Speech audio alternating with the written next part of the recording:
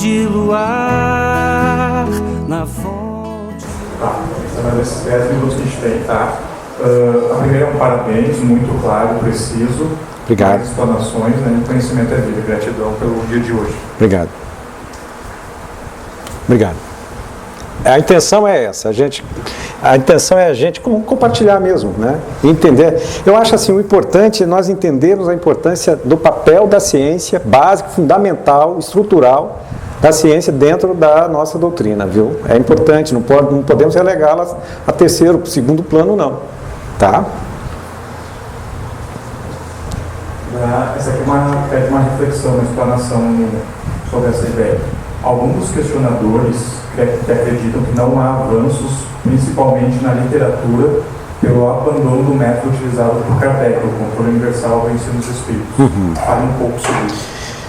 Perfeito. Essa é uma visão, sim, que alguns têm, e ela é válida, esse questionamento. Porque se você é uma ciência, e existem outros cientistas, por que não utilizar o mesmo método? O que proíbe de fazer isso? Não estamos proibidos de fazer isso. Agora, veja bem, nós poderíamos, por exemplo, fazer questões sobre os avanços da ciência. Vou pegar minha área, que é mais científica. Perguntarmos o que é matéria escura, o que é multiverso e tal. Mas se nós formos ler com atenção, muita coisa já está presente dentro da própria doutrina. Por exemplo, ciência social. Nossa, igualdade dos direitos, igualdade da riqueza. Gente, tem tanta coisa lá. Questão 830, 50 e poucos para frente, por exemplo, Livro dos Espíritos. Muita coisa da ciência social. Área de psicologia, idem. E aí depois nós temos realmente esses médios consagrados que vêm enriquecer a ciência. Agora, o método do controle multicêntrico pode sim ser utilizado. Desde que os critérios sejam bem feitos, bem dirigidos, nada que impeça. Eu acho que é válido esse questionamento e pode, sim, ser uma coisa útil, sim. Mas lembrando que há um vasto conhecimento dentro dessa ciência, que houve um progresso, sim, expressivo. Gente, as 13 obras de André Luiz sobre o mundo espiritual, você percebe que as grandes leis dessa nova ciência são as leis morais. Leiam a obra de André Luiz. Aí vocês vão ver, por exemplo, a ciência espírita aplicada a um relato de um caso, mas um caso aprofundado. É fantástico quando você tem essa visão e faz essa correlação. Mas concordo que nada impede do método continuar sendo utilizado mesmo. Tá bom? Poderia comentar sobre a transição planetária no momento?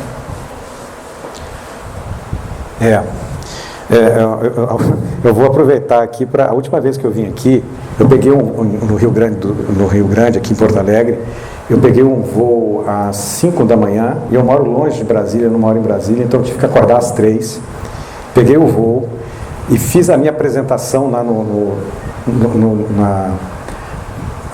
Diálogos entre Ciência e Espiritualidade, a Gênese, no livro da Fergs, que eu participo.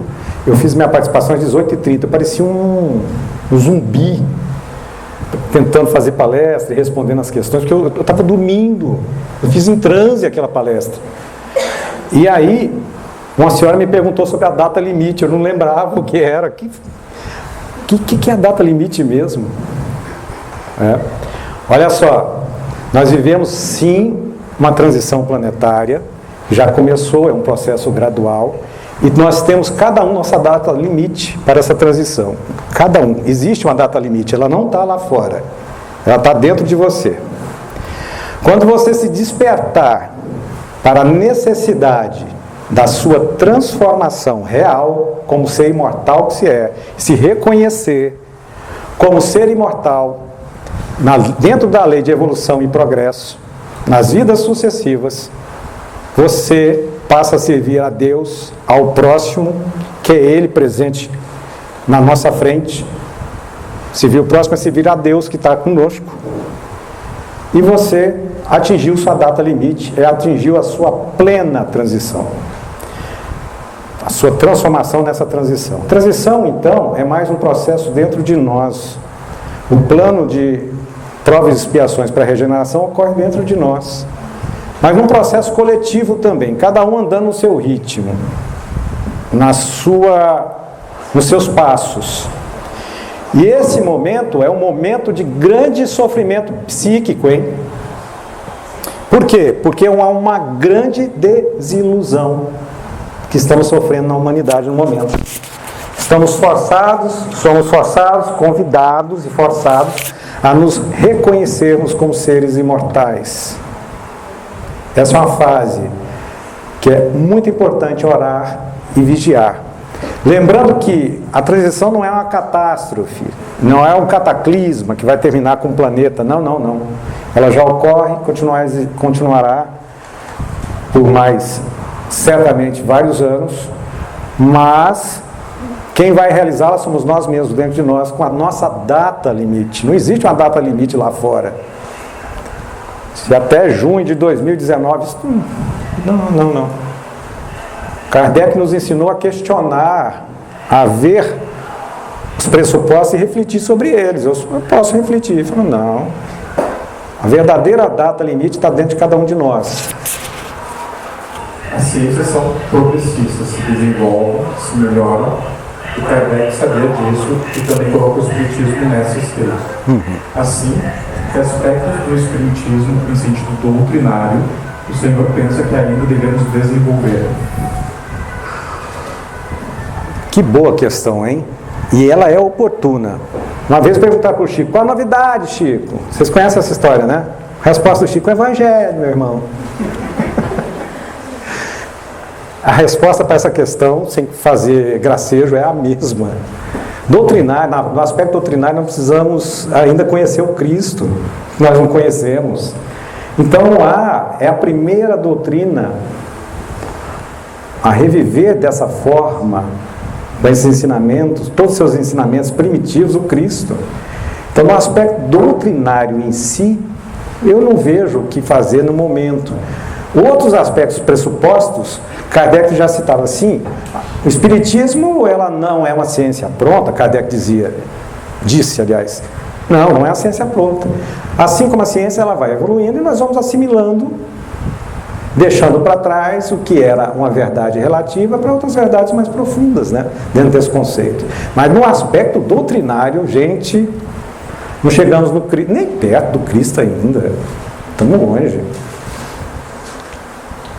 Daí a segunda parte dela, então, nesse sentido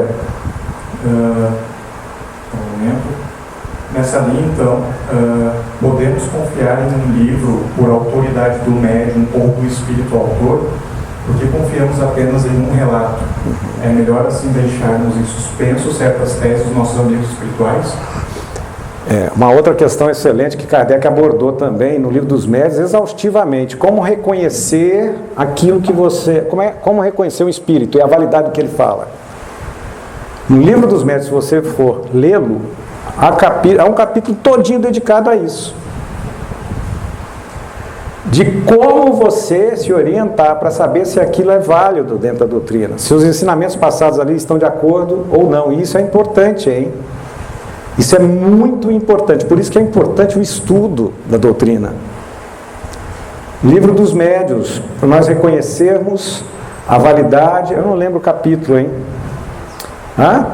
Alguém sabe de qual é o capítulo? Que é como você reconhece esses espíritos que estão se manifestando, porque realmente é uma questão muito bem feita. Uma única fonte, como é que eu vou confiar? Agora você vai ver o seguinte, é o único livro que essa fonte escreveu, porque isso ela dizendo que foi mediúnica, né?